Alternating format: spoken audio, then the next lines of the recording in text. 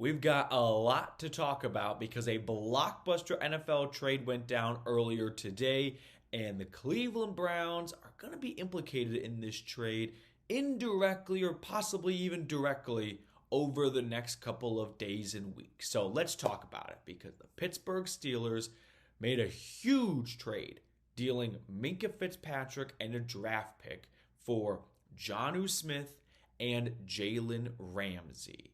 So my reaction to this from like an AFC North standpoint is the Pittsburgh Steelers are trotting out one hell of a ancient lineup this year. They've got Aaron Rodgers at quarterback, Jalen Ramsey at cornerback. This is a old group of players the Steelers are putting out there. It feels like a one last ditch effort year after year after year. And on top of that, they're making this move for Ramsey. They're trading Minkah away. And TJ Watt is still in a holding pattern with his contract. So as we all get ready for the 4th of July, let me gas you up a little bit. Let me tell you right now what you want to hear. And that is the Steelers, their time is done. It's over. I'll be your Herb Brooks right now and say they are not going to be running this division, not that they even have been for the last 5 years, but that below 500 season is coming for Mike this year. They are trying to squeeze the last little bit of football juice out of players that maybe still have something left in the tank, but I don't think it's going to live up to their expectations. And you toss that in with the hand grenade that is TJ Watt potentially holding out. This has circus written all over it. So for the Bengals, the Browns, and the Ravens, these are moves that I guess credit to the Steelers for at least having, the balls to do it. Like, you know what? We're not going to sit on our hands. We're going to make some aggressive type transactions. We're going to trade George Pickens away. We're going to go after older players like Aaron Rodgers and Jalen Ramsey and Jonnu Smith. And it's better to see, your team in this situation do something rather than nothing. But I'm glad my team's not the Steelers because I don't like these moves for them for 2025. But that was the big blockbuster NFL trade, which you hardly see blockbuster NFL trades happen in between mandatory minicamp, which is like mid-June, to the start of training camp, which is the end of July. So a huge flurry of NFL, news and trades happening today. And the Browns, the Bengals, and the Ravens, they are indirectly, a part of these trades because they get to face the Steelers twice. And this Steelers offense and now defense is going to see a very different look. A brand new starting quarterback. I mean, it's like the 4th or 5th straight year the Steelers are trotting out a different week 1 starting quarterback. And then, go with it, Aaron Rodgers this year. Last year was Justin Fields. The year before that was Kenny Pickett. The year before that was Mitch Trubisky. Year before that was Ben Roethlisberger. I think I got it right. So 5 straight years of a new, unique week 1 starting quarterback. And I really feel like the time for the Steelers of leaning and banking on their defense is going to catch up to them with their star player on defense probably not very thrilled right now with the current contract status going on between him and the team. Now, that's how this trade indirectly impacts the Browns.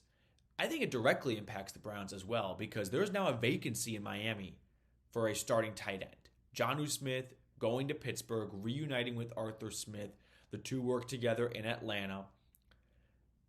Would it be out of the realm of possibility for Miami to call up the Browns and inquire about David Njoku's availability?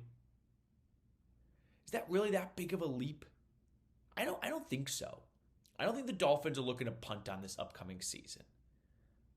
I'm not quite sure what their vision is, if they're just like, we're going to offload older players. But whatever their vision is, put that to the side. I think Njoku could be a part of what the Dolphins would like to do. And if you're the Browns, I think you listen.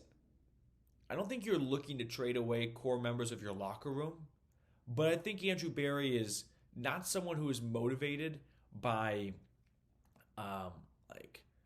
emotion, but he's more motivated by logic and reason. If he was an emotionally driven guy, Nick Chubb would still be a Cleveland Brown, right? Can we agree on that? So the fact that he's not driven by emotion, it would be an Andrew Berry if he was just looking at everyone like a number. Like if Andrew Berry was just playing Moneyball, which with D. Podesta you kind of are actually anyway.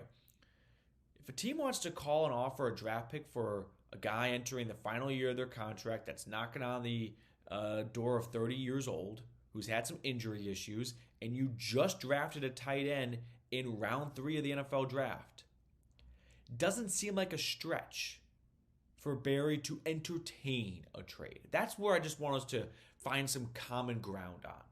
That Andrew Berry could very well entertain a trade if someone wants to give him a very fair price for his aging.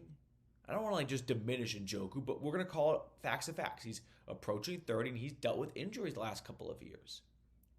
So you put all that together and I think you get someone who at least picks up the phone and goes, what do you want to offer me?